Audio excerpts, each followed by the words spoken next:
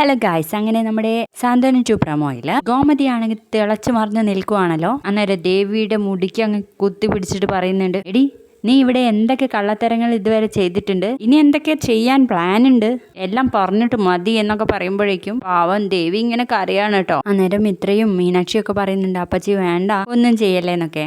പിന്നീടാണെങ്കിൽ അവിടേക്ക് ശ്രീകലയും ഉദയഭാനും ഒക്കെ എത്തുന്നുണ്ട്. ഉദയഭാനുവിനെ കണ്ടത് മുതൽ നമ്മുടെ ആനന്ദിന് കലിതുള്ളി നിൽക്കുവാണല്ലോ.